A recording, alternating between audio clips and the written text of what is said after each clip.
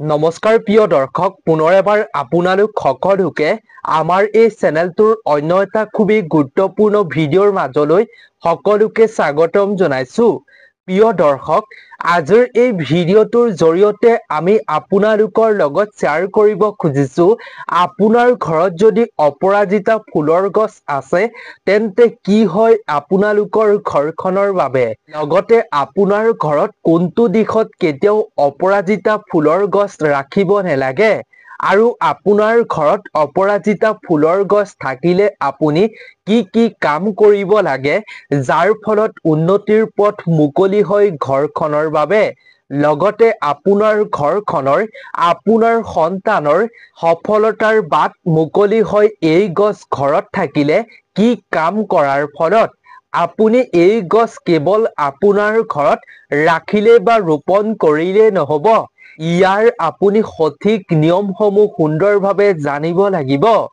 কিদৰে কোনটো দিশত আপুনি এই গছ ৰোপণ কৰিব আৰু এই গছ থকাৰ পাছত ঘৰত আপুনি কি কাম কৰাটো খুবেই জৰুৰী, যাৰ ফলত এই অপৰাজিতা ফুল গছ ঘৰখনত থকাৰ পাছত আপুনি এই গছৰ পৰা সুফল পাব পাৰিব। প্ৰিয় দৰ্শক, বহু লোক এনেকুৱা আছে নিজৰ ঘৰখনৰ পৰিৱেশটো সুন্দৰ কৰিবৰ বাবে তেওঁলোকে এই গছ-গছনি আনি ৰোপণ কৰে ঘৰত। কিন্তু প্ৰিয় দৰ্শক, বহু এনেকুৱা মানুহ আছে যিয়ে ঘৰলৈ পৰিৱেশটো ভাল কৰিবলৈ এই গছ-গছনিসমূহ আনে, কিন্তু তেওঁলোকে সঠিক নিয়ম নাজানে। কেৱল প্ৰিয় দৰ্শক, ঘৰৰ পৰিৱেশটো সুন্দৰ কৰিবৰ বাবে আপুনি যদি এই গছসমূহ আনি সঠিক দিশত নাৰাখে, তেতিয়াহ'লে আপুনি এই গছ থকাৰ পাছত বিভিন্ন সুফলৰ পৰা আপুনি বঞ্চিত হ'ব। প্ৰকৃতিত থকা সৰু ডাঙৰ উদ্ভিদেই মানুহৰ জীৱনত বহু চমৎকাৰী পৰিৱৰ্তন আনে। মানুহৰ ভাগ্য সলনি কৰি তোলে প্ৰকৃতিত থকা কিছুমান এনেকুৱা উদ্ভিদেই। আজিৰ এই ভিডিঅ'টোত আমি তাৰে ভিতৰত এই অপৰাজিতা ফুল গছৰ বিষয়ে আপোনালোকৰ লগত কেইটামান চমৎকাৰী কথা শ্বেয়াৰ কৰিব খুজিছো। গতিকে প্ৰিয় দৰ্শক, আপুনি ভিডিঅ'টো শেষলৈকে চাই থাকিব। আপোনাৰ ঘৰত যদি অপৰাজিতা ফুলৰ গছ আছে বা আপুনি যদি অপৰাজিতা ফুলৰ গছ ঘৰলৈ আনিম বুলি ভাবিছে, তেতিয়াহ'লে আজিৰ ভিডিঅ'টো আপুনি সম্পূৰ্ণকৈ চোৱাটো অত্যন্ত জৰুৰী। গতিকে ভিডিঅ'টোৰ মাজলৈ আগবঢ়াৰ পূৰ্বে আপোনালোকক অনুৰোধ কৰিছো, আপোনালোকে আমাৰ এই ভিডিঅ'টো কোন ঠাইৰ পৰা উপভোগ কৰিছে নিশ্চয় তলৰ কমেন্ট ছেকশ্যনত লিখিব। লগতে প্ৰিয় দৰ্শক, ভিডিঅ'টোত এটা লাইক কৰিব বুলি আশা কৰিছো আৰু যদি পোনপ্ৰথমবাৰৰ বাবে আমাৰ চেনেলটোৰ ভিডিঅ' চাই আছে তেন্তে এই চেনেলটো আপুনি ছাবস্ক্ৰাইব কৰি ৰাখিব। যেতিয়াই আমি নতুন ভিডিঅ' আপোনালোকৰ বাবে আগবঢ়াও তেতিয়া আপোনালোকে সকলোতকৈ আগত জানিব পাৰিব। আমাৰ এই ভিডিঅ'সমূহ চাই আপুনি বহুতো নজনা কথা। গতিকে প্ৰিয় দৰ্শক, আহক আমি বেছি পলম নকৰি ভিডিঅ'টোৰ মূল বিষয়বস্তুৰ মাজলৈ আগবাঢ়ো। প্ৰিয় দৰ্শক, এইখিনিতে জনাও যে আজিৰ ভিডিঅ'টো আমি বাস্তুশাস্ত্ৰৰ অনুসৰি প্ৰস্তুত কৰা হৈছে। গতিকে আপোনালোকে যদি বাস্তুশাস্ত্ৰক বিশ্বাস কৰে তেন্তে আপুনি এই ভিডিঅ'টো খুব ধ্যান দি শেষলৈকে চাই থাকিব। প্ৰিয় দৰ্শক, বহু মানুহে হয়তো আপুনিও কেতিয়াবা লক্ষ্য কৰে বা আপুনিও মনতে ভাবে ঘৰত অপৰাজিতা ফুল গছ থাকিলে ঘৰখনত কিবা অপকাৰ হ'ব নেকি? বহু লোকে কয় যে এনে গছ-গছনি থাকিলে আপোনাৰ ঘৰখনলৈ বিপদ মাতি আনে।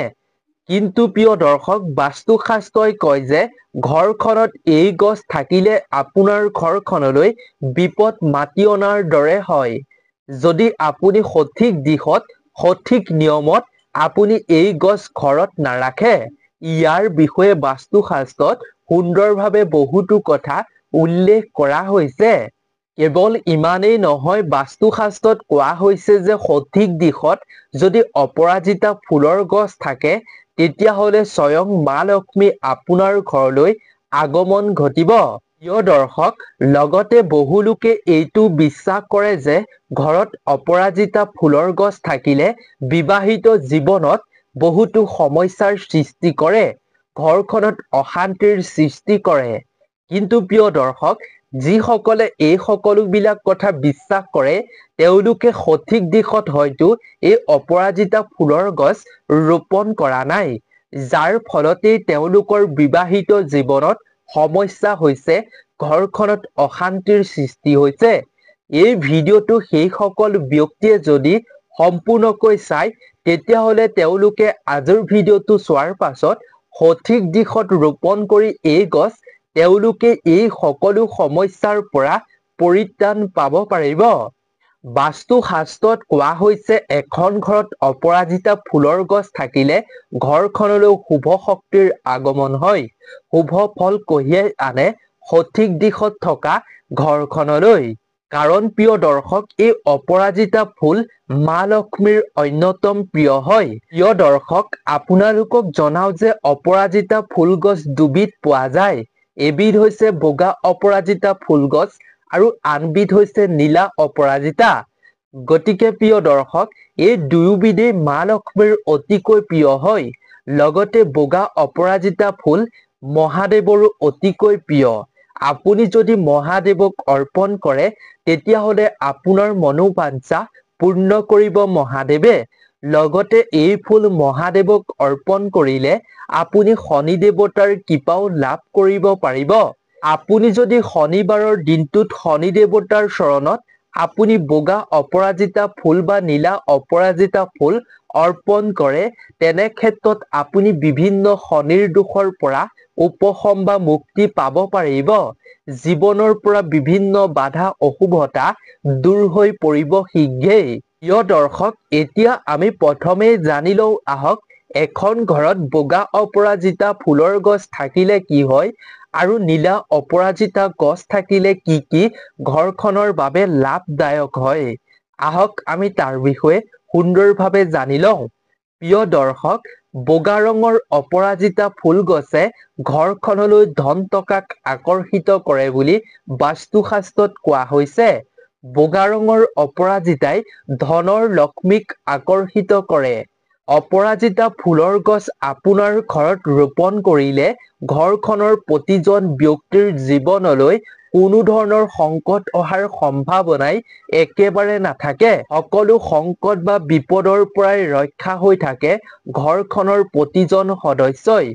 অপৰাজিতা ফুলৰ গছ ঘৰত ৰোপণ কৰিলে ঘৰখনলৈ ধন টকাৰ লগতে দেৱী লক্ষ্মীৰ লগতে সুখ আৰু সমৃদ্ধিৰ আগমন স্বয়ংভাৱেই হ'ব।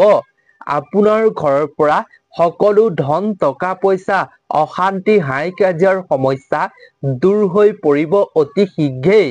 গতিকে আপোনাৰ ঘৰত বগা অপৰাজিতা ফুল গছ থাকিলে এনেধৰণৰ আপুনি সুফল নিশ্চয় লাভ কৰিব। এতিয়া আমি জানো আহক নীলা অপৰাজিতা ফুল গছৰ বিষয়ে। প্ৰিয় দৰ্শক, ঘৰত সৌন্দৰ্য বৃদ্ধিৰ বাবে সকলোৱে নিজৰ বাগিচাত নীলা অপৰাজিতা ফুলৰ গছ ৰোপণ কৰে। হয়তো আপোনাৰ ঘৰতো আছে নীলা অপৰাজিতা ফুলৰ গছ। কিন্তু প্ৰিয় দৰ্শক, বাস্তু শাস্ত্ৰই কৈছে যে নীলা অপৰাজিতা ফুল গছেও আপোনাৰ ঘৰখনলৈ ধন সম্পত্তি টকা পইচাৰ দেৱী মা লক্ষ্মীক আকৰ্ষিত কৰে। ধন টকা পইচাক আকৰ্ষণ কৰে এই গছে। প্ৰিয় দৰ্শক, ইয়াৰ বাহিৰেও নীলা অপৰাজিতা ফুলৰ গছ আপোনাৰ ঘৰত যদি থাকে তেতিয়াহ'লে আপোনাৰ পৰিয়ালৰ মাজত বুদ্ধি বৃদ্ধি হয়। আপোনাৰ ঘৰখনৰ সকলো সদস্যই যিকোনো সিদ্ধান্ত অতি সহজে ল'ব পৰা তেওঁলোকৰ মনত শীঘ্ৰেই বুদ্ধি আহি পৰে। মনত তেওঁলোকৰ মনোবল বৃদ্ধি হয় বুলি কোৱা হৈছে। লগতে শাস্ত্ৰত এইটো মান্যতা দিয়া হৈছে, আপুনি যদি অপৰাজিতা ফুল গছ আনি যদি ভগৱান বিষ্ণুক আপুনি সঁচা অন্তৰে যদি অৰ্পণ কৰে তেতিয়াহ'লে ঘৰৰ কোনো সদস্যই কেতিয়াও কোনো কামতে পৰাজিত হ'বলগীয়া নহয়। সকলো কামতে জয় লাভ কৰাটো নিশ্চিত বুলি শাস্ত্ৰই কৈছে।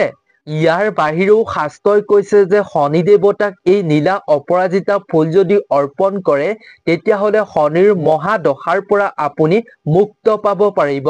দুখ কষ্টৰ পৰা আপুনি মুক্ত হ'ব অতি শীঘ্ৰেই। প্ৰিয় দৰ্শক, আপোনাৰ ঘৰত বগা অপৰাজিতাই হওক বা নীলা অপৰাজিতা ফুল গছেই হওক, যিকোনো এজোপা ফুলগছ থাকিলেও আপুনি এইখিনি সুফল নিশ্চিতভাৱে পাব যদি আপুনি সঠিক দিশত এই গছ ৰাখিব পাৰে।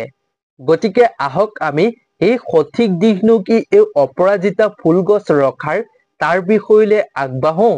প্ৰিয় দৰ্শক, শাস্ত্ৰই কৈছে যে অপৰাজিতা ফুলগছ সদায় উত্তৰ দিশত ৰোপণ কৰিব লাগে।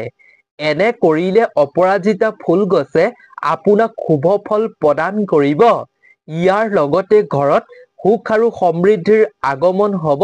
কিন্তু প্ৰিয় দৰ্শক, আপোনালোকক জনাও যে আপোনালোকে এই ভুল নকৰিব। অপৰাজিতা ফুলৰ গছ কেতিয়াও পশ্চিম বা দক্ষিণ দিশত ৰোপণ নকৰিব।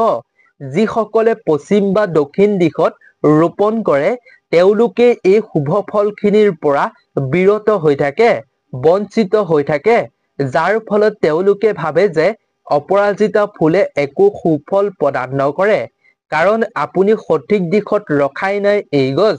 আপুনি উত্তৰ দিশত ৰাখক, সুফল পাব পাৰিব কম দিনৰ ভিতৰতে। লগতে শাস্ত্ৰই কৈছে যে প্ৰিয় দৰ্শক, এখন ঘৰত অপৰাজিতা ফুল যিমানেই বৃদ্ধি হ'ব সিমানেই ঘৰখনলৈ ধন টকা পইচাৰ আগমন ঘটিব। সা সম্পত্তি ধান চাউলৰ দেৱী আপোনাৰ ঘৰলৈ স্বয়ং আগমন হ'ব। কেৱল ইমানেই নহয়, ঘৰত আপোনাৰ অপৰাজিতা ফুলগছ থাকিলে অপশক্তিয়েও কেতিয়াও ঘৰলৈ প্ৰৱেশ কৰিব নোৱাৰিব। ঋণাত্মক শক্তি আপোনাৰ ঘৰৰ পৰা দূৰ হ'ব আৰু আপোনাৰ ঘৰলৈ ধনাত্মক শক্তিৰ ঘৰলৈ প্ৰৱেশ কৰিব। এইবাবেই আপুনি শাস্ত্ৰৰ অনুসৰি উত্তৰ বা পূব দিশত আপুনি এই গছ ৰোপণ কৰিব। উত্তৰ দিশত নোৱাৰিলে আপুনি পূব দিশত ৰোপণ কৰিব এই গছ। কিন্তু আপুনি পশ্চিম দক্ষিণ দিশত ৰোপণ নকৰিব, তাৰ প্ৰতি লক্ষ্য ৰাখিব। লগতে শাস্ত্ৰই কৈছে যে আপোনাৰ ঘৰৰ মূল দুৱাৰৰ সোঁফালে এই গছ যদি ৰাখিব পাৰে অতি শুভ বুলি শাস্ত্ৰই কোৱা হৈছে। লগতে এই গছ আপুনি এটা পাত্ৰত যদি ৰোপণ কৰিব পাৰে, টাবত ৰোপণ কৰিব পাৰে ঘৰৰ মূল দুৱাৰৰ সোঁফালে, তেতিয়াহ'লেতো আৰু শুভ বুলি কোৱা হয়। আৰু শাস্ত্ৰই কৈছে যে অপৰাজিতা ফুলৰ গছ সদায় আপোনাৰ ঘৰলৈ আপুনি বৃহস্পতিবাৰ বা শুক্ৰবাৰেহে আনিব লাগে। এই বাৰত আনি আপুনি ৰোপণ কৰিব লাগে। এই বাৰত আনি ৰোপণ কৰা অপৰাজিতাই বেছিকৈ সুফল প্ৰদান কৰে বুলি শাস্ত্ৰই কৈছে। কাৰণ শাস্ত্ৰই কৈছে যে বৃহস্পতিবাৰ দিনটো ভগৱান বিষ্ণুৰ নামত উৎসৰ্গিত আৰু শুক্ৰবাৰৰ দিনটো মা লক্ষ্মীৰ নামত উৎসৰ্গিত। য'ত মা লক্ষ্মী ভগৱান বিষ্ণু থাকিব সেইখন ঘৰত কেতিয়াও অভাৱ অনাটন, বিপদ আপদ, অপায় অমংগল কেতিয়াও দেখা নিদিয়ে। সেইখন ঘৰত সকলো সমস্যাৰ পৰা উদ্ধাৰ হয় সেইখন ঘৰ।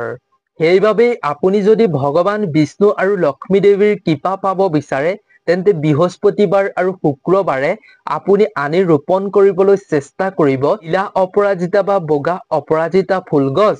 লগতে বাস্তুশাস্ত্ৰত কোৱা হৈছে এই দিশসমূহত যদি আপোনাৰ ঘৰত থাকে এই অপৰাজিতা ফুলগছ, তেতিয়াহ'লে আপোনাৰ ঘৰখনৰ প্ৰতিজন সদস্যৰ জীৱনত সফলতাৰ পথ নিজেই মুকলি হ'ব। তেওঁলোকে সফলতাৰ বাবে বেছি কষ্ট কৰিবলগীয়াও নহ'ব। তেওঁলোকৰ মনত এনেকুৱা লাগিব যে তেওঁলোকক ভগৱানে পথ দৰ্শন কৰি আছে। তেওঁলোকে সফলতাৰ বাটত আগবাঢ়ি যাবৰ বাবে তেওঁলোকে ভগৱানে সহায় কৰাৰ দৰে তেওঁলোকৰ মনত অনুভৱ হ'ব। গতিকে আপুনিও যদি সফলতাৰ বাবে চেষ্টা কৰি আছে, ঘৰৰ সন্তানৰ সদস্যৰ যদি সফলতাত ব্যাঘাত জন্মে, বাধাৰ সৃষ্টি হয়, তেন্তে আপুনি এই ভিডিঅ'টো চোৱাৰ পাছত এই কামখিনি অৱশ্যেই কৰিব। আৰু যদি আপোনাৰ বেয়া সময় চলি থাকে তেতিয়াহ'লে এই গছ আদি যদি আপুনি এই দিশসমূহত সঠিক দিশসমূহ আমি যিহেতু ক'লো এই সঠিক দিশত যদি ৰোপণ কৰে সঠিক বাৰত, তেতিয়াহ'লে আপোনাৰ সেই বেয়া দিন দূৰ হৈ আপোনাৰ ভাল দিনৰ আগমন হ'ব। ভাল দিন আহি আপুনি আৰ্থিকভাৱে উন্নতি হ'ব পাৰিব। কেৱল প্ৰিয় দৰ্শক ইমানেই নহয়, অপৰাজিতা ফুল গছৰ বিভিন্ন ঔষধি গুণো আছে। আমি আজিৰ ভিডিঅ'টোত এই ঔষধি গুণসমূহ আপোনালোকৰ লগত শ্বেয়াৰ নকৰোঁ। গতিকে এইসমূহেই আমি আজিৰ ভিডিঅ'টোত আপোনালোকৰ বাবে প্ৰস্তুত কৰিছিলোঁ। গতিকে যদি ভিডিঅ'টো চাই ভাল পালে তেন্তে আপোনালোকে ভিডিঅ'টোত এটা লাইক কৰি আপোনাৰ বন্ধুবৰ্গৰ লগত যিমান পাৰে সিমান শ্বেয়াৰ কৰক যাতে সকলোৱে সঠিক দিশত ৰাখি অপৰাজিতা ফুল গছৰ পৰা সঠিক সুফল পাবলৈ সক্ষম হয়। গতিকে আজিৰ ভিডিঅ'টোৰ পৰা আমি বিদায় লৈছো। আপোনালোক সকলো ভালে থাকক, সুস্থ থাকক, তাৰে আমিও কামনা কৰিছো। ধন্যবাদ।